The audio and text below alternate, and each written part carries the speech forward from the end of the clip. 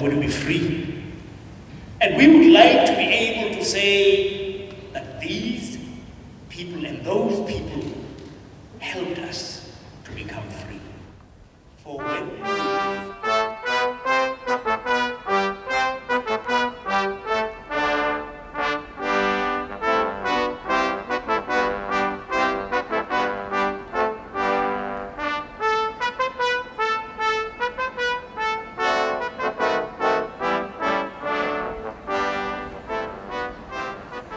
Prif gylch sioe Llanelwedd, ond nid y teulu amaethyddol sy'n cwrdd mae heddi, ond teulu Duw, achos daw hon yw gwyl cyngor Eglwysi Cymru.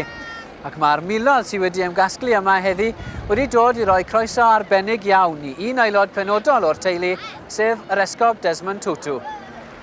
Dydd Gwener dath yr esgob i Gymru, mewn seremoni yng nghanolfan chwaraeon Rhydycar, fe dderbyniodd rhyddid bwrdeistrau Merthyr Tydfil.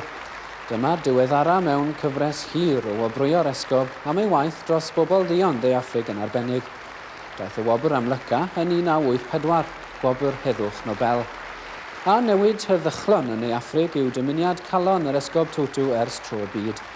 Ond yn fwy yn ddiweddar, bu'n rhaid iddo rybuddio'r awdurdodau. Y bydd canlyniadau treisiol pe byddent yn parhau i anwybyddu galwadau y bobl ddion. Nawr mae'n apelio ar Bryden a gwledydd eraill y gorllewin i roi'r gorau i fasnachu gyda De-Affrig, mwyn dwy'n perswad ar y Llywodraeth i wrando ar y bobl.